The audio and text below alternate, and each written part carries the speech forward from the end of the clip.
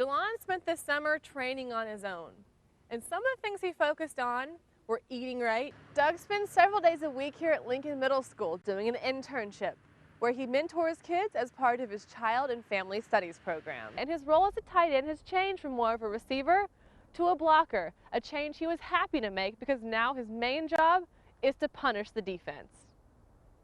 But he's thought further down the road than that. In 5 years, he'd like to be playing basketball for some team in the NBA. And in 10 years, that's where his plans change a little, thanks to mentors like Coach Boeheim and Coach Hopkins. But he's not the only athlete in his family. His mom played basketball at the University of Memphis, and his dad played football before he joined the Navy. In the off-season, Bud likes to give back to Syracuse by doing community service. One of those places is right here at the Dunbar Center, where one of his most memorable moments was meeting a little boy who reminded him of himself. Coming up Friday night, let's send it outside now. Checking with Beth Long, who is catching up with some of the folks on the streets tonight. Well, Mark, I am down here in Times Square where it is absolutely packed just 2 days before the big ball drop here for New Year's Eve. There was some pretty bad weather earlier in the week here in the city, but that hasn't stopped Syracuse fans from pouring into New York for the bowl game tomorrow afternoon. Both Kansas State and Syracuse did have their own issues with practice and had to move things around a little bit, but all is normal for the Pinstripe Bowl tomorrow.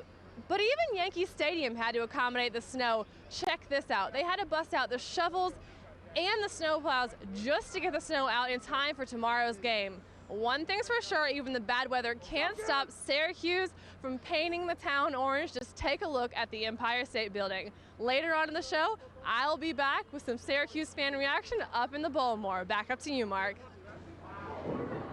Tonight, and Beth Long is in the midst of them. Beth, what do you have? I'm here with some Syracuse residents here in the Bowlmore. You guys excited about the game tomorrow? Of course. Absolutely, absolutely. It's going to be a nice day. Tell me about your trip down here. Oh, it was fun. We get up early, you know, we got on the road. We made it just outside the Lincoln Tunnel in like 4 hours, and then it was hell. Excuse my language. It was about 2 hours to get into Times Square from just 2 miles away. But we made it here. We're excited. We're staying right in Times Square. Go Orange. Prediction for the game tomorrow? 31-17 Orange. What are you most excited about tomorrow? Sitting outside on a beautiful winter day watching SU beat Kansas State 21-10. Back to you, Mark. Beth, the fans having a good time here tonight. Bowling a little bit, you know, get it, bowling. The Orange are bowling, and so are the fans.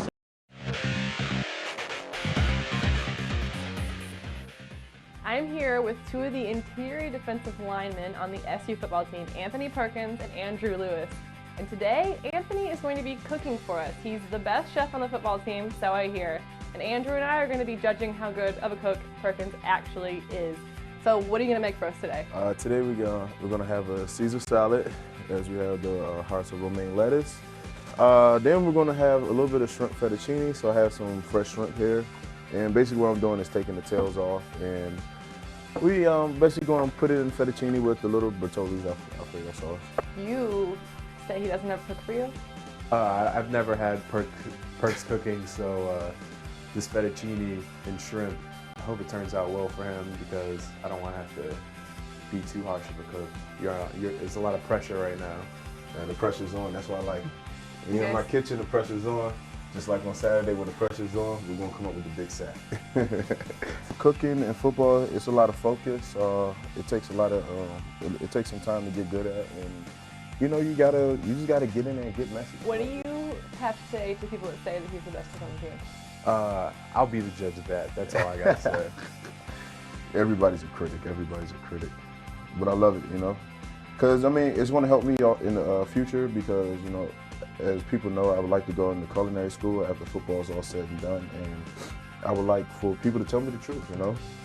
What's your favorite meal to cook? I say, I got to give it up to the Italians, man. They know how to eat, you know. Italian dishes are the best, you know. They use a lot of great seasonings, and especially I'm a fan of garlic, good for the heart. And I've just become a fan of olive oil, so Italian dishes are the way to go for me. You guys do a lot of things together, and that includes blocking kicks. Who really blocked the kick against South Florida? I actually blocked the kick. He tipped the ball forward, and we should have recovered it and got 2 points. But, you know, what can you do? We're only human. You disagree? Well, he blocked it. He did initially hit it first, but then I tipped it like I felt it after he blocked it. I guess I hit it, and that's why it popped straight up. And then that's when I saw it pop straight up and jumped and hit it again, try to get 2 points out of the whole bit. We're here with the final product. Tell us again what you made. All right, we have a basic Caesar salad, and then right here we have shrimp fettuccine Alfredo. Andrew, you got to be the first to let us know what you think of it. Just a little taste. A little taste of heaven. 1 to 10, what do you give it? I'll give it a solid 9. Solid 9.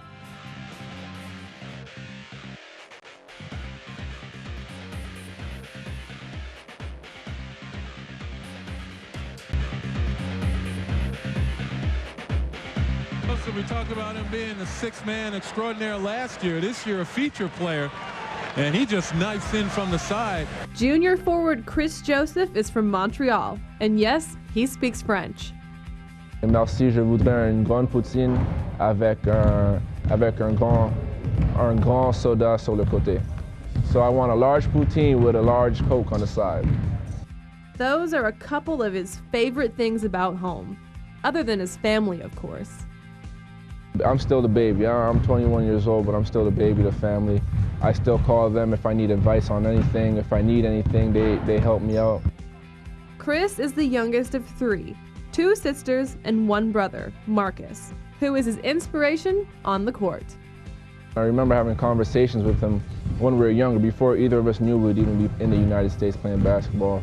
And we said that, I'd like to play him one day. That day came last year when Syracuse met Vermont in the first round of the NCAA playoffs. And that brought back memories for the brothers, memories of being back home in Montreal and playing basketball in their schoolyard. The only catch was they didn't have any baskets. They used trash cans. We used to play 1-on-1, 2-on-2 in the trash can. And looking back, it's funny because, a trash can, you just have to dump it down into the trash. And it was pretty dirty and messy, but we still did it. Even though Chris is the youngest in his family, he's one of the older players on the team this year. We're as talented or even a little more talented than last year, but it's just the fact that we're so young and we still have a lot of learning to do. This year, veterans like Chris are mentoring the younger guys on the team. And they really listen, so that's another thing. They respect me enough to listen to me, and that's the one thing that's really needed on a basketball team is if the younger guys could get to respect the older ones, then they'll get the message. The reigning Big East 6th Man of the Year is a starter now and has a new outlook on his game. I think the thing that changed most for me is just my maturity level and my understanding of, life. Even off the court, I understand life much better. One thing's for sure, Chris understands basketball and is taking on his new role without hesitation. For Syracuse Sidelines, I'm Beth Long.